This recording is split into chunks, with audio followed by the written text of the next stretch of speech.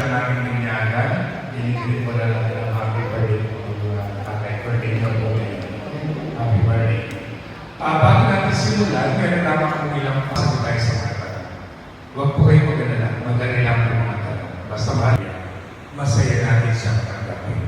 Kaya habang ginagalang po ang binyagan, bawal po ang masimakot. Ano po, dapat po manaman ang bata nito, masaya natin siyang tinatanggap. Pangatlo po pinakauli, sa mga nais mag-litrato, hindi po bawal mag-litrato. Okay? Pwede kayo mag-litrato. Basta pag nag-litrato kayo, usama niyo sa litrato. Okay? Simulan na natin ang binyagan. Sa ngalan ng Ama, ng Anak, at ng Espiritu Santo. Amen. Mga magulang, inyong tinang, ngayon hinihiling ninyo ng binyagan ang bata ito. Sa ngayon po'y tinatagamin yung responsibilidad na sanay sila sa pananampalataya.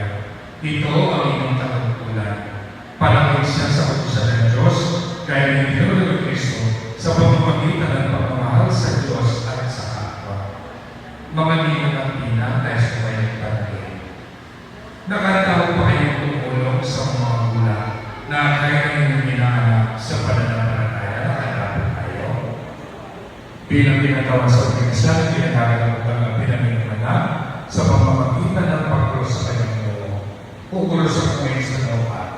Pagkatapos ko siya kinulos sa noo, magulang, inyong at ina, kulos sa kanyang pa. Okay?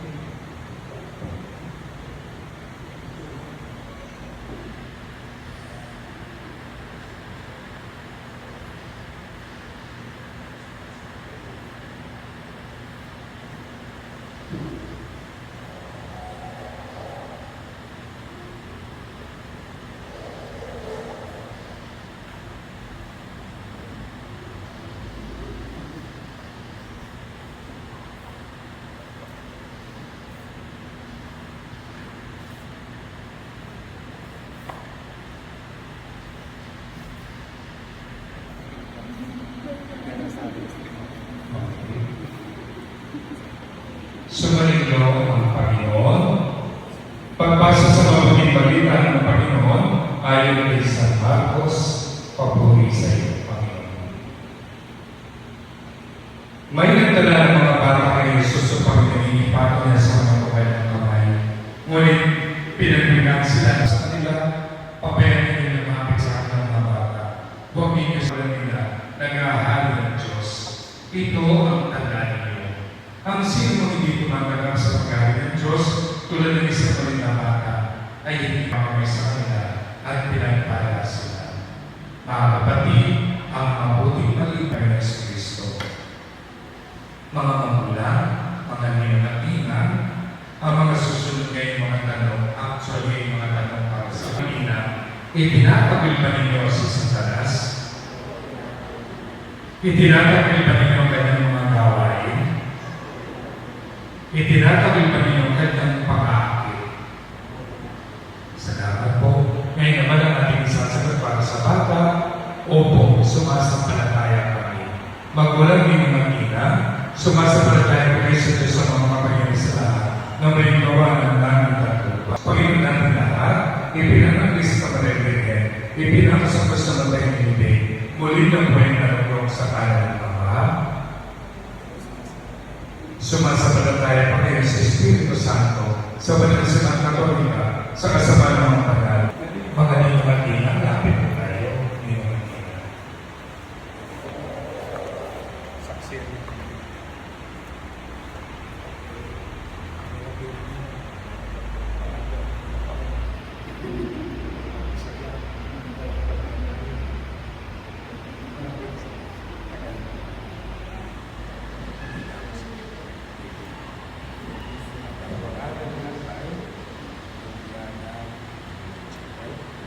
Kalian ng Jewel, binibigyan kita sa ngalan ng Ama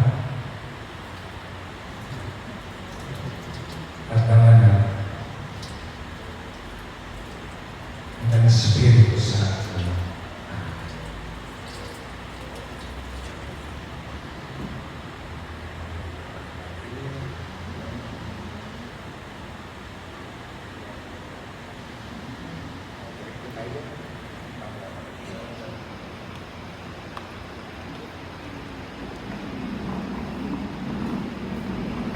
maging matatag nawa ang batang ito sa kanyang pangisakit ni Sukari para Propeta, ngayon at magpakailanman. Amen.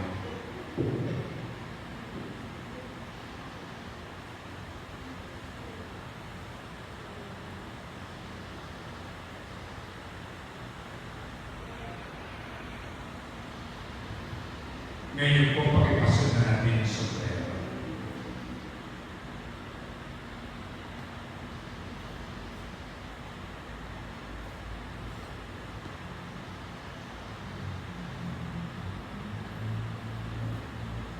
Ang damit na pamilya ay nagdala ng pagsilang kay Kristo hanggang nagilang karangalan ng anak ng Diyos. Naway mo ng piling mo na sa doon ay sa kanyang karangalan ang magmataw niya ang buhay na walang hanggan. Amen. Ngayon po ang inyong ina, sisilyan natin ang mga kanila.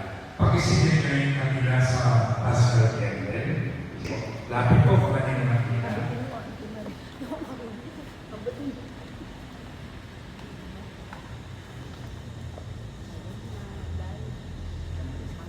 Sabi ako kaya.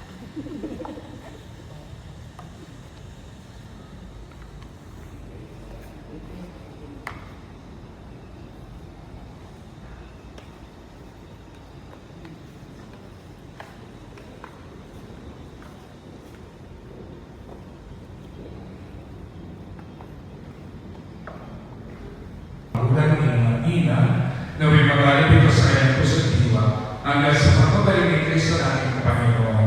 Amen. Ngayon, dahil nabiyagay na ang batang ito, siya pinaging anak na ng Diyos. At dahil siya anak na ng Diyos, meron na siya yung karapatan na tumawag ng Ama sa ama nating nasa langit. Para sa batang ito, sama-sama natin kasalin ang Ama namin. Tayo po lahat, Ama namin, sumasalangit ka. Sambahin ang ngalan mo. Mapasamin ang kaharian mo. Sundin ang loob mo dito sa lupa para lang sa langit. Bigyan mo kami ngayon ng aming kakanin sa araw-araw. Patawarin mo kami sa aming mga sala. Gaya ng pagpapatanan sa nagkakasala sa amin.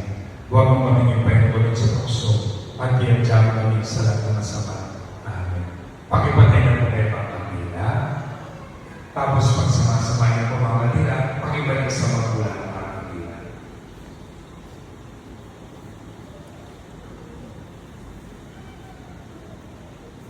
Okay? Mga magulang ng kanila. Ang inyong anak, hindi lamang inyo siya anak. Lahat ng mga anak ninyo anak ng Diyos. Inaasahan ng Panginoon. Palalagay sila lahat bilang mabubuting mga anak. Kaya pag tumating na sila sa tamang edad, turuan niyo sila. Turuan niyo sila magdasal. Turuan niyo sila magsimba. Siyempre bilang magulang, pakakainin niyo sila, ibigis at pagpapagarali. Pero sana yung buhay nila na spiritual, huwag mong kalimutan. Yun ang pinakamahalaga ng buhay ninyo. Palagay niyo yung anak bilang mabuting anak ng Diyos. Okay? Mga ninang inang pamilya.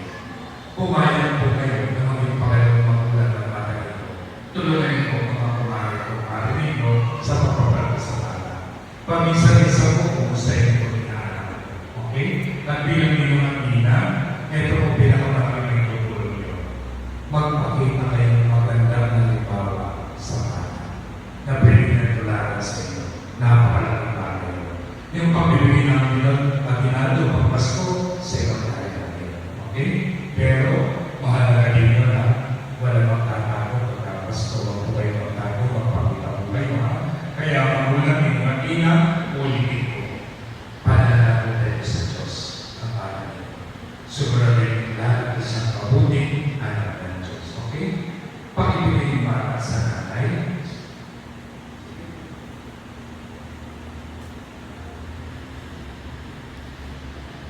Sige na kayo yung sugar. Yung nanay, nakabili sa akin. Pag-iinom mo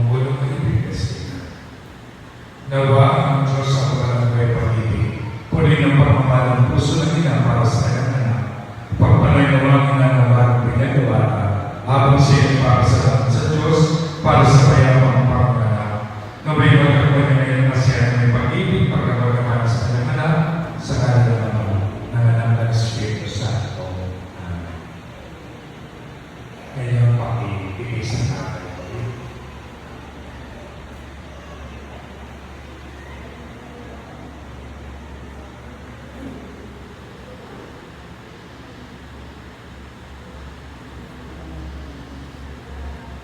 Pagkakulang ng Biblia ko. Nawa ang Diyos ang ating Ama at tuwaran ng mga Ama. Tulungan naman niya ang Ama na namin ito ngayon na maging mabuting halimbawa na sige na ng anak ay lumagawa ng Iso Kristiyano sa lahat ng Kristo sa ngalan ng Ama, ng Anak, ng Espiritu Santo. Amen. Dahil birthday mo, dahil natin ang epekto kaya na okay. Pinakita ko sa misis ko doon kaya happy birthday. Okay? Ngayon pakibigay yung bata sa pinakamabait na mina o kaya nino. Yung pinakamabait. Mabait lahat siya. Piling yung pinakamabait.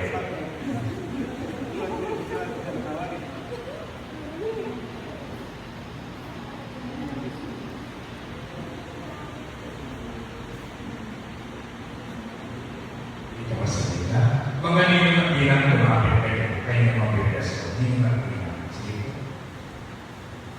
Pero bago yung yes, ikaw daw ang pinakamabait. O, pinakamabait. Ikaw daw. At dahil kung anong pinakamabait mo, ha? Patuloy ng pinakamabait ka sa lahat. Okay? Pakinggan mo ng ulo niyo, pinamagilan. Nawa ang Diyos sa mga masulat ng tao. Basta-basta ito mga ninong at ninang na narito ngayon. Sa kanyang awa, naway magsagala sila sa masama. Naway sila maging mabuti ang ibawa sa bata, sa ngalan ng Ama, ng Anak, ng Espiritu Santo. Amen. Okay po, pakilala ng mga bata sa mga. Tapos, mga magulang, may talalang uling ang bilin ko. Una, yung mga kantinan na ginamit natin yung binyagan, pakitabi niyo. Kung maaari sa first birthday na yung anak at yung birthday niya, magsisibigay ng isang kantina. Pag may sakit siya, may nararamdaman siya, magsibigay sa mga kanila niya. Okay? Basta para sa bata, gamitin niya mga kanila niya. Huwag yung sisibigay na pagkabarang, okay? Hindi para sa barang siya, okay? Dahil hindi nila ang kung kinakailangan para sa bata. Sa kanya yung mga kanila niya. Okay? Pangalawa, may natagap kayong dalawang papel. Isang malaking papel, isang maliit na papel. Yung maliit na papel dito. Yung malaking papel, may iwan na sa inyo. Sa papel niya, nakasulat ang pangalan ng bata, birthday niya, magulang niya, inuman niya. Ito pag-isang ko. Pakitsin yung mabuti ang spelling ng bawat pangalan. Sumuratin yung pangalan, tsaka yung birthday. Kung meron naman bago kayo nalis kayo bumalik kayo sa opisina, papalik mo po kayo. Kasi yung papel na yan ang magiging record na yung anak sa simbahan. Pagka-check nyo na sa ganun pag-mobile baptismal certificate, hindi ka nakakaproblema na mali ang record na naman. Okay? Piplas ko na po kayo. Ngayon, sumayin nyo ang Panginoon. Pagpalain po kayo lahat ng mga Panginoon Diyos, ang Ama, ang Anak, at ang Espiritu Santo. Amen. Ang ating binyagan ay tapos na. Umayo tayo sa kapayapaan ng Kristo.